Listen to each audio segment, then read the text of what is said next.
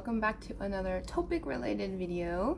I thought that because the October and November topic are quickly approaching, that this is a good time for me to post these videos, as it can help people maybe to get the scores they want and to evaluate their study methods and see if there's anything they want to do a little differently. So today's topic is reading and vocabulary. Actually, I just want to say that in my opinion and in the opinion of many other people, vocabulary is the most crucial aspect of getting a good score on these TOPIK exams. If you don't know enough vocabulary, then your score can really fall, or you can really be stumped on some questions. Even if your reading comprehension is not super high, if you know the right vocabulary and phrases, you can guess half of the reading questions. And listening, actually. So when I took TOPIK, my reading score was 70 out of 100, and I guessed the last 20 questions because I was running out of time. So yeah, let's get into how I studied and how I learned vocabulary for the TOPIK exam. So my first tip for how to pass, how to get a good score in the reading. Now I know my score wasn't perfect, but it increased a lot from when I first started doing the mock exams. So yeah, first tip, read a lot. And don't just read textbooks, read articles, read other sources like novels, articles, subtitles on YouTube videos, everything. Don't just stick with a studying textbook. Like, really expand, find out what topics are kind of relevant these days in Korea, for like the past year or two. Read about that, and just keep reading. So what I did is I read with news in Korean. I read about 10 articles on this before the exam, and I was reading the 문화가 한국어 읽기, 문화가 있는 한국어 읽기. So I read some things in that, learned some vocabulary from those, and then so then I started using the TOPIK II, the 한국어 뱅크 TOPIK II 한관이면 okay. This covers all aspects of the TOPIK exam, and it takes you from level 3 to level 6 because it's for TOPIK II, not TOPIK 1. They have a lot of reading in here. They have a lot of reading practice in here. They explain how you should be reading the questions. They get you to do some practice ones, and then they explain the answer. So they show you what sentence exactly has the hint that will give you the answer. I found this really helpful because it helped me know what to look for while doing certain reading questions. Sometimes you have to read the whole, you have to read and understand the entire reading paragraph. And other questions you just need to comprehend one sentence. And this book shows you exactly how to determine what question is what and how you should read it and solve it.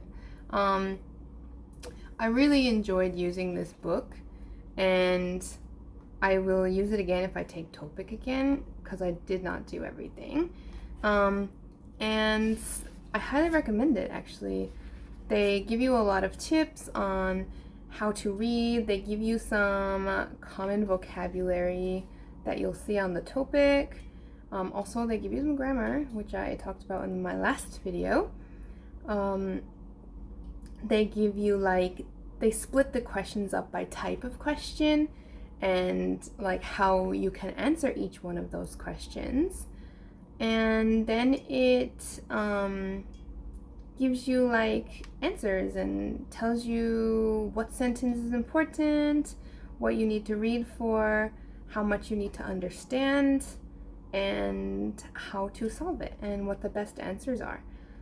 Thanks to this, you can get a lot of help from this book. I really enjoyed using it, and I hope that when they introduce the speaking aspect of TOPIK, that this company comes out with an improved book, like an upgraded book.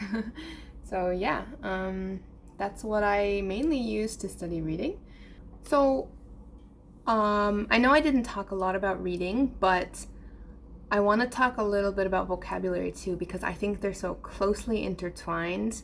And if you don't know a lot of vocabulary, you're going to really struggle with the reading. So while this is vocabulary study, I include it inside my like reading study tips, because really vocabulary is so important. Like, you seriously need to know a lot of vocabulary. So my biggest thing that I did that, one, is really fun and two, is really helpful, is that I read news articles. They're super easy to find. They're free. You can find them on Naver, YTN, I think, things like this. You can use the News in Korean book that I showed. There's also a couple Instagrams that I will show here that post like really short snippets of like news stories, and like they're really short and easy to study with, and it's just super fun, and you can learn about what's going on in the world and in Korea while you're reading. One thing I like about news articles, like, which is the strongest pro, is that they repeat vocabulary and grammar, and it's across like articles. There's so many repetitive vocab and grammar and things that you'll see many times that's really hard not to remember. Like, even now I still remember a lot of vocabulary simply because I read news articles, and I still read them, and I highly suggest it. And then what I did is I did make a few memorized decks to help me review these words, but I don't often use memorize because I don't think the spaced repetition helps me, because the vocabulary is not in context. Which brings me on to my second point. Try to learn your vocabulary in context. I see a lot of people buying those like vocabulary list books for TOPIK. I also bought one, and I used it for the first like 5-10 days. And then I stopped because I wasn't remembering the vocabulary. I was just reading vocab lists, and it was just in one ear and out the other. I wasn't retaining anything because I wasn't seeing these words in context. I wasn't using them. I wasn't encountering many of them in the mock tests either. So I recommend learning your vocabulary in context and seeing if that helps you a bit more. Now, you can still use spaced repetition software, you can still use vocab books, but just try to interact with the vocabulary a little more than just typing in English Korean definition. Yeah, and then my third point is mock tests. I studied so much with mock tests. I did maybe 10-11 mock tests before TOPIK. Actually, I have some footage. I was going to film a TOPIK study vlog earlier when I was actually studying for the TOPIK back in April, but it was too hard. My puppy was so young, I couldn't focus, so I just stopped. But here is some footage of me studying reading during April for the TOPIK. Good morning, guys. It's 8:30-ish, and I just woke up, but TOPIK is in 5 days, so we have to study before work. I don't work until maybe 1:30, and I don't have to leave my house until 12:45. so we can get some studying done.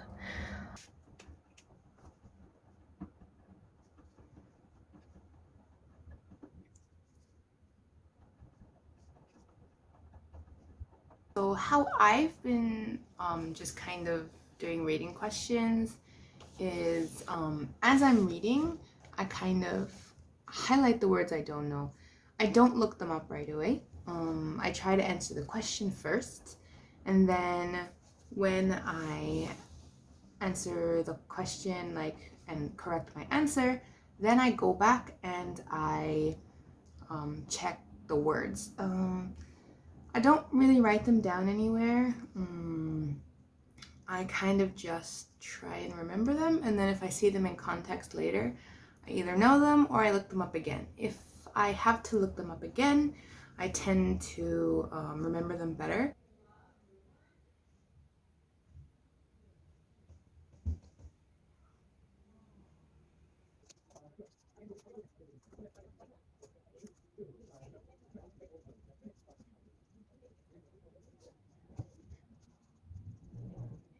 Sorry, just a change of angle, but I hope you enjoyed that little snippet, that little mini reading study vlog that I posted. So there's something to be remembered about TOPIK, okay? TOPIK is very, very repetitive. They often use the same vocab or like related vocab in the reading section. Thankfully, the questions are in the same order, so you know that like question 1 to 4 is gonna be like the grammar question, maybe 3 to 4, and then 1 and 2 is something else. But you know what structure to expect. Therefore, if you do many mock tests, you will become familiar with this structure. You will become more comfortable with it, and you'll know what to expect. Also, what I did was every time there was a grammar or a vocabulary that I didn't know on one of the mock tests, I highlighted it. And then I wrote the definition, and then I would move on to the next mock test. If that vocabulary popped up again in the next topic, I will highlight it, and then I'll write it down. Then maybe I'll add it to the memorize deck I had made. But the TOPIK really, really, really recycles vocabulary. It really recycles grammar points. It recycles topics to a certain degree. And it just spits out the same thing every time you take the TOPIK. I mean, sure, you're going to have different topics, different subjects, different ways, but the same vocabulary tends to pop up multiple times in the tests. So I suggest maybe about a month before the TOPIK date that you have, start doing mock tests. When I had 30 days left to TOPIK, I stopped studying with books completely. I still read some news articles, I still read some other things, but I just did mock tests. And about 20 days before I took the TOPIK, I stopped doing them freely and I started timing myself, which is really important. You need to work on your reading speed. When I actually took the TOPIK, I was just like cruising, just going my own speed, and then he was like, 10 minutes left, and I said, what? And so I still had 20 questions left. So if you encounter that situation, like if you've been doing mock tests, you know which questions are coming up. I'm really good with the fiction questions. So there's one question, it's like a kind of a story, and you have like 2 or 3 questions about it. I skipped to that and I read it and I answered the questions, and then I went back and I just guessed. I skimmed, I guessed, I just ballparked. I didn't even really read some of them, I just circled. But that's also an important tip, is that if you look at your bubble sheet, your like little Scantron form, if you notice you have a lot of A's, a lot of D's, but not a lot of C's and B's, circle some C's and B's. I know that seems really counterproductive, but it is a standardized test, and they apparently have the same percentage of A, B, C, D answers. So that's what I did, and I came up with a 70, which is really surprising seeing how I ran out of time. But I was pretty proud, I was pretty happy, and yeah, so 2 big tips. 1, read a lot. You need to increase your reading speed and comprehension, not just how fast you can read, but how fast you can read and comprehend. And 2, really focus on vocabulary that pops up on mock tests, like the old tests. These are the vocabulary that you're more likely to see on the next test. So yeah, I hope you enjoyed watching this. I hope it was helpful. I feel like I'm leaving something out, but I'm not quite sure. If I did, I'll write it in the caption, or I'll talk about it on Instagram, or I'll add a little clip after the outro. But reading is really fun for me, but studying for TOPIK reading was not that fun.